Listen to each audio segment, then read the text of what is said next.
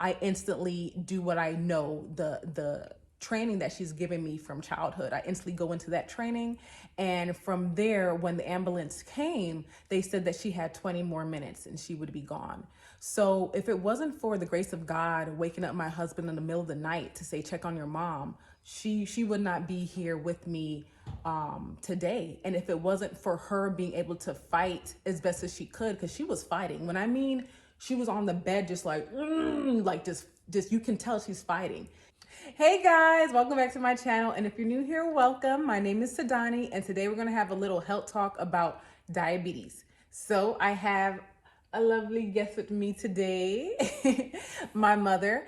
If you are new to this channel, I'll put a little up here for the video that I did about my childhood story, where I shared that my mom had gestational diabetes with me, and that's how I started my whole health journey at age 7. So today I want to ask some questions about my mother and her health, and this is just to bring awareness to some health issues that may not be well known in terms of diabetes, and also just to kind of get to know a little bit more about us and our relationship, and as an inspiration for those that may have diabetes and just need a little bit more of awareness, education, or tips on how to manage their diabetes. Okay, so my mother right now, she has underwent a eye surgery. So if she is looking away or looking down, bear with her. And she is not really, one for the camera like that. So we're just going to do the best with this talk today. Her eyes may still be a little sensitive, but we're going to get more into that later on in the video as well.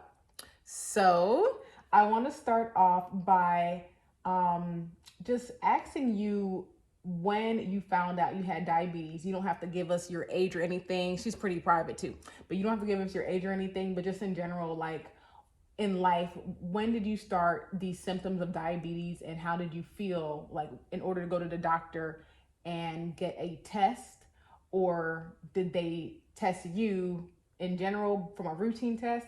So just kind of talk more about that. Hi guys. I found out over 30 something years ago that I had diabetes because of pregnancy, and I was quite overweight at the time, and I was thirsty and itching and urinary infection. I realized that I had diabetes. Insulin resistance? Because of the pregnancy, I had, sugar in my blood or urine. And after pregnancy, after having the baby, it wasn't so bad. But after that, I realized that I was not eating the proper food after years go by with taking insulin and medication. So during pregnancy, you had symptoms like UTI type symptoms, Right. and feeling itchy and very thirsty. And then when you went to your doctor, they did like routine pregnancy, Right. like health checks. And that's when you found out. So after you gave birth to me, after you gave birth to me, those symptoms kind of went away. But did they say, when did they actually diagnose you having gestational diabetes? Or before, with my one of my other daughters. okay. So after having you, it went away a little bit, like the sugar wasn't that high, but after that it's creep, and then the blood pressure creep up, and everything started from then. Okay. So when you had your previous daughter, previously, you kind of had little hints of gestational diabetes as well, but it kind of went back and forth. Right. But after having me, those symptoms stayed a little bit more Right. than the first child. Okay. So when you found out, what did the doctor do? Like when you had me and you found out, okay, this is diabetes. And what diabetes, what type was it? Obviously, two. Because a lot of people that have diabetes when they're born has type 1. Some people that have diabetes, also called adult onset diabetes, is type 2 diabetes. So when you had this diabetes and they were like, oh yeah, you have it, what happened after that? Did you talk to a dietitian? Did you get medication? Well, I didn't talk to that, but I got medication, and the medication worked for a time, but at the same time, with stress of work, and I worked nights for a long time, coming home in the morning, trying to rush home to send kids to school. You eat something on the way and you come home again and you eat.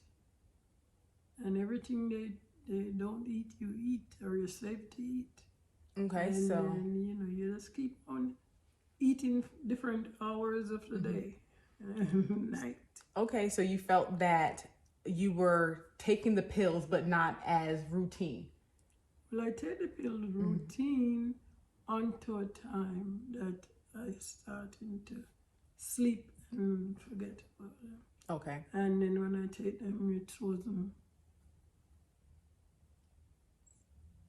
enough time to, set. So it's like you already send your sugar very high already to bring it back down, So, and things get out of hand till the weight get out of hand. So you started feeling like things were getting out of hand. So when let's go back a little bit, when you had the medication from the doctors, it was like metformin, just like the standard diabetic medication. Okay, so when you got that medication from the doctors, did they do anything else? Did they just say, okay, here's your medication, make sure you take it and have the actual 2-3 times a day?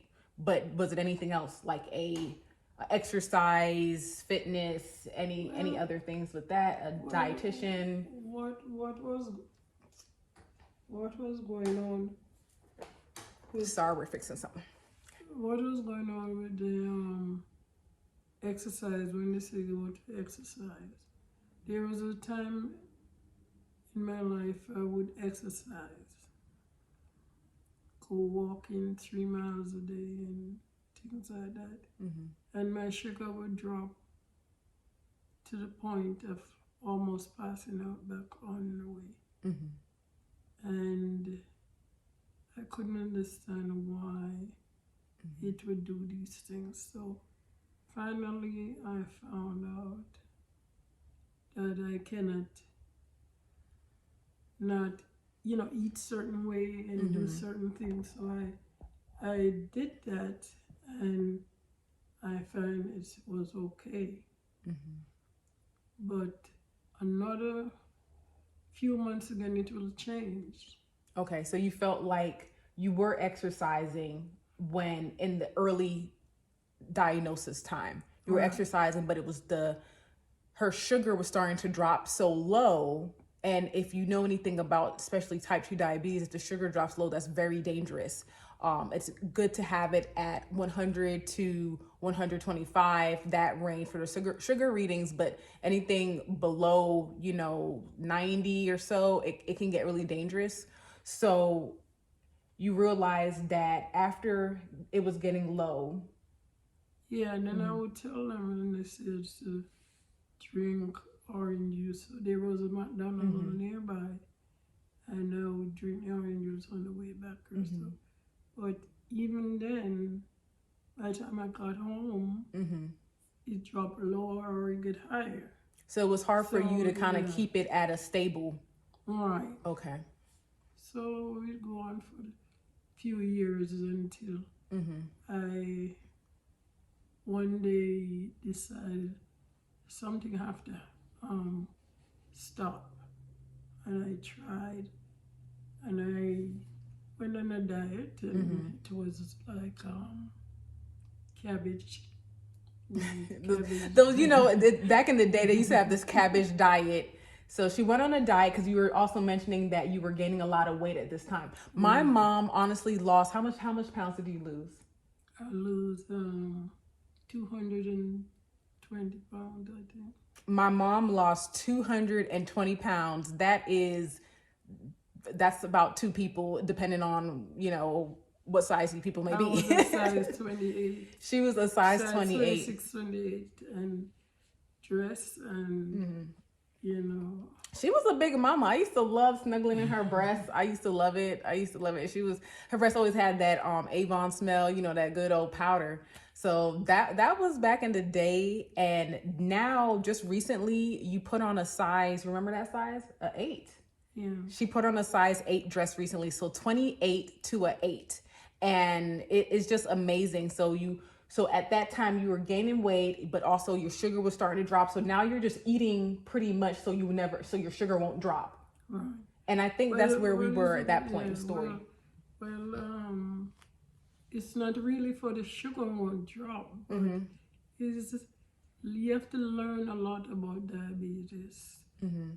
Stage by stage, or learn it fast. Working with the elderly, I become aware of what and what not to do. But sometimes you have to ask for wisdom. Wisdom is depending on God, depending on people, depending on everyone around you. If you have a family of 6 or 7 people in your family, it's hard as a young mother to understand how to take care of it if you don't know. So you felt like you were busy? So you are so busy waiting for the school bus, getting ready to cook for your husband, getting ready to cook for teenagers, getting ready to cook for adults, getting ready for babies, and you just drag from one stage to the next. So by the time, as I said before, I used to work nights, so by the time you shut down, it's almost 7 o'clock in the night. And to get up back by 10:30 to work, or 10 o'clock, so it's kind of a roller coaster in understanding how to eat and what not to eat at a certain time, and then you grab food for the night again. Yeah. Which at that time, pork was a big thing for me. Pork was everything. Right. I didn't cook it much in the house, but when I do cook it, I eat a lot. And pork was the number one killer for me in my diabetes. And I found every time I eat pork, my pressure would go up. I don't cook with much salt, but it's still, or the sugar go up. Like built in. Yeah, so I tried to cut that out. So I did.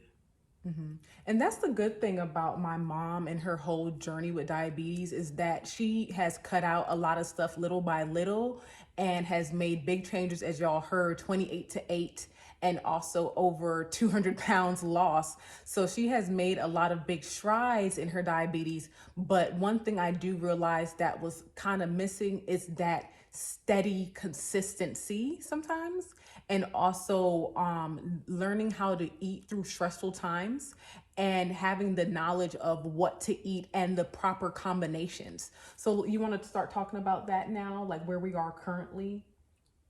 So I lost 75 pounds one time, and I found when I lost the 75 pounds, I had more energy. I had more, time with my husband, and everything was going on good until we hear Thanksgiving. And I was going out of my mind, getting up in the night and getting crazy to go to the fridge and covering up my head with a pillow because I wasn't feeling good. I was so hungry. And I went to the doctor and tell him what happened. And he said, okay, your body is adjusting to the weight, but your mind never know that you're coming Yeah. And that's the thing. It was Yeah. 75 pounds. That's what I So want to he talk about said, too. you have to eat a little more, and still stay in your diet, but eat just a little more. And I put on 75 pounds plus. You went back to where you were plus some. I think because you were holding back for so long. Like I remember she shared this story about like putting pillows over her head at night and just tossing and turning and locks on the fridge and all of that. And it's just one of those things where it's like when you deprive yourself for so long and then you finally get a little bit, you just kind of like dive in full throttle. So that's It was interesting. Thanksgiving in 2 weeks. Yeah. But anyway, it took me almost over 30 years to come this far. And I am so glad that I did try and made it. And many times I went through that experience, and so far God took me through. Yeah. Because of the insulin they gave me. And how long have you been off of insulin? I've been off insulin off and on for years. And I've been off insulin over 4 years. Just few times I ever took, But I try and stay safe because my body is a funny body. And the doctors don't realize that. Yeah. But I get to realize what is going on. So I keep away from some certain insulin, and I only take one kind of insulin, and metformin and the different. And that's the thing too, is like, it's very important to understand your body because, for instance, recently my mom and I went to a dietitian when we were really trying to crack down on how to get her sugar levels in a certain range. And the dietitian had said that, hey, you're okay with eating, a small amount of sweet potato, or you're okay with eating a small amount of grits, or you're okay with eating a small amount of this once it's combined with the right foods. And I took her advice, and once again, her sugar was just skyrocketing. And I'm realizing that like you have to really like to each its own. Every body is different. Every single body is different. And that's why, especially on this channel, I always stress that you have to know your own body. You have to be able to intuitive eat. You have to also be able to listen to your body. You have to be able to be flexible and adjust with the symptoms and signs that your body is giving, whether good or bad, after you introduce food into your body or reintroduce food into your body. So this is also very important. Do you want to share about that time when you went low and I had to help you out? Like when I got diabetes. Yeah, with me. Oh, well, there comes a time, a couple of years ago, I had an episode with my sugar insulin. dropping low in the morning, and I was near to that, and I could feel it coming on, and that's what I learned, that, it's not, you can recover quick if you know what to do. And I was itching in my stomach and stripping my clothes, and I think that my sugar was low, but I couldn't fight back. And that's a dangerous point to get when you can't fight back. Yeah, it was really dangerous because it was like a new insulin, right? Yeah, they put her on a new insulin, and she took that new insulin, but she wasn't eating, the same enough. And that's another thing is very important with any type of disease, or especially a chronic disease, that the whole family be like a family unit with health and be able to understand the signs and symptoms, because she was staying with me and my husband at the time. And if I wasn't trained since childhood to know that there's something wrong, and if I wasn't spiritually trained to know there's something wrong, then she would not be here today. So what happened was, in the middle of the night, my husband wakes me up and says, hey, go check on your mom. And I'm like, and my mom was sleeping in the other room, and I'm like, I'm not checking on her, like she's okay. And he's like, no, go check on your mom for real. And I was like, all right. And I get up and I don't turn on the light in her room. I just say, mom, mom. And I'm not really hearing her respond. I'm just hearing like breathe, like type of stuff. I'm like, mom, you okay? So I turn on the light and she is just not in a good state. And instantly, I don't have any time for tears. I don't have any time to, mope around and scream. I instantly do what I know, the training that she's given me from childhood. I instantly go into that training. And from there, when the ambulance came, they said that she had 20 more minutes and she would be gone. So if it wasn't for the grace of God waking up my husband in the middle of the night to say, check on your mom, she would not be here with me today. And if it wasn't for her being able to fight as best as she could, because she was fighting. When I mean she was on the bed just like just you can tell she's fighting. Her body was shutting down on her because the sugar was so low with that new insulin, but her spirit was just trying to fight to push through it. So I'm so happy that she's here today and she has came a far way. But I also know that you have also experienced some things that happen with her health in her eyesight, right? Yeah.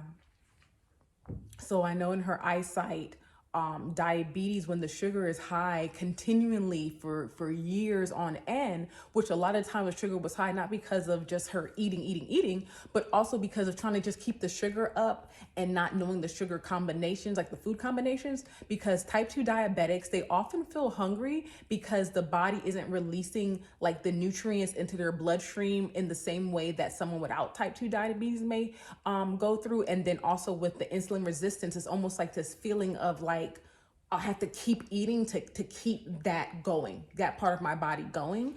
So, and I'm going to put the definition down in the bottom because it just flew out my mind in the description as well, if you want to know more about that. But basically, where we're at right now is that because of over 30 years of going back and forth and trying to find what works for her, and some things work for a while, then it changes, and having to pivot and maybe not having the right resources to pivot and the right I guess network of folks, which are doctors, allied health professionals, and also having a faith-based community, or having your family and having different book resources or educational resources. One thing that I noticed has happened, that the sugar levels being so high has started to deteriorate her retina a little bit and causing her vision not to be as crisp as it used to be. Pretty much her vision is impaired. So did you want to share anything about your journey with your eyesight and diabetes? Retina problems, and I have cataract and glaucoma problems. And with all this, God have keep me true, because it's hard to can't see things around you, and it's hard to wonder if you had better care of your life in an earlier stage. It would be better if you knew more about these things, if it would be better. But thank God I'm aware of these things now, and I can manage my surroundings. I can see, as much as I need to see. I can get help with things. I have to get injection every 6 weeks in my eyes. Yeah. And seeing that needle come in my eyes, sometimes I say, God, just a few seconds, because having a baby take more pain, and probably I can live this one out. I just had my glaucoma surgery, 2 of them, and I still not out of the woodworks, but I am still seeing each day a little brighter. Yeah. The lights in the camera was too bright for me, so it had to turn off. Yeah, she's talking about the ring light. Yeah, so, what I'm seeing, and I see that when the sugar a certain way or measurement, I can see more better. If it going too high, I can't see so much. And if it go too low, I get blind like. So I will be there and everything come dark. So I have to be careful what I eat. I have to eat now so carefully. I very rare can go out of my daily routine, and like this would be a diet for me for the rest of my life until I cure from diabetes. And I know I've been a long way taking insulin, and I was taking a lot of metformin and glutaride, and now it will decrease. And I know with exercise and diet, I will come true. And when it do, I will tell everyone thanks, doctors and everyone that take care of me. I thank them. Yes, that is so beautiful. I just want to thank you, Mom, for sharing your story. And I know it hasn't been easy. It's not easy just sitting there and seeing that needle go into her eye. I mean, there's nothing else I could say about that. And the diabetes can make you crippled and you can't walk. Yeah, the neuropathy also is something that we're working on with her. We may do another video about that. She's come a far way, came from wheelchair, walker, and now a cane. So we're actually on the road to her being able to drive a small distance again. That's something that we hope to have a goal. What she say, about 6-month goal, maybe? And we're gonna document this process with her. If you're liking this content, please subscribe, please comment below. It has not been easy, but I'm so blessed that, I mean, it just feels like a full circle relationship for her to, experience this gestational diabetes with me, for me to, be alive and be like, I ain't gonna be like you, and try to work out and try to exercise and become pretty much someone so focused on health, to getting my master's in public health, and also being able to full circle help her. It's just such a beautiful experience. It really is. And I want to definitely document it. It's another blessing to have this degree that I have and this passion, because these doctors, honestly, they're doing the best they can, but they're seeing so many patients all the time. They're not going to really take the reins and say, this is exactly what you're supposed to eat at this time. This is exactly what you're supposed to do at this time. And even the dietitians are not. My mother, as you hear in her accent, is Jamaican, and she's a little bit older. So, and then also with her eyesight not being up to par at times, she's not going to make eye contact the way that someone that has a clear eyesight would to these health professionals. So there's a lot of disconnect, the eyesight, the language, the age. So if a doctor is communicating with her and she's telling them a story, they may not understand, and they may just give up on her, not because intentionally, but just unbiasedly, just mentally just say, okay, whatever, next patient.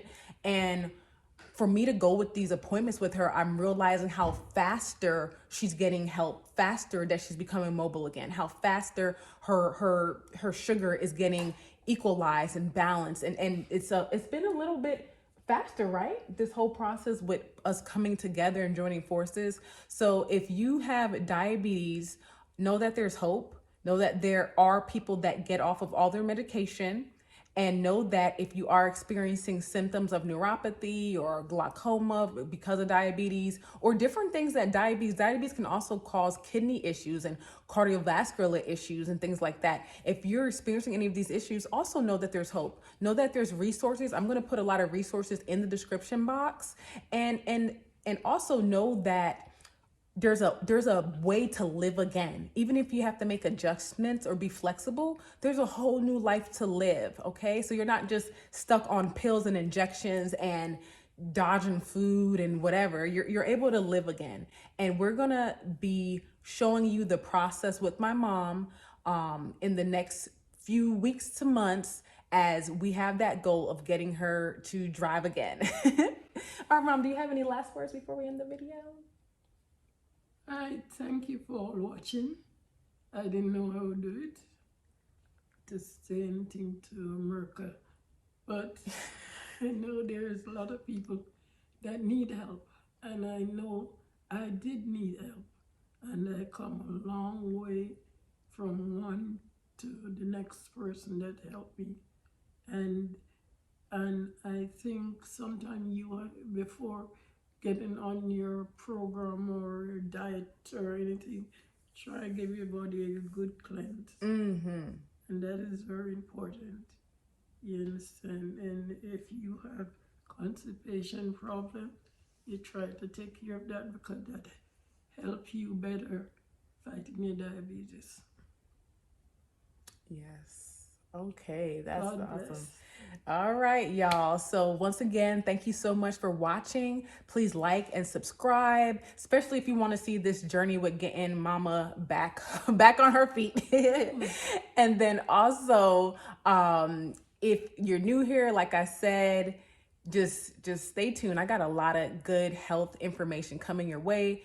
And I love talking about public health, health psychology, different type of health patterns and, well, not patterns, but health beliefs and how to get to your goals, how to get to your health goals as well. And I like to talk about social issues. So if you like that content, once again, subscribe. And until next time, bye.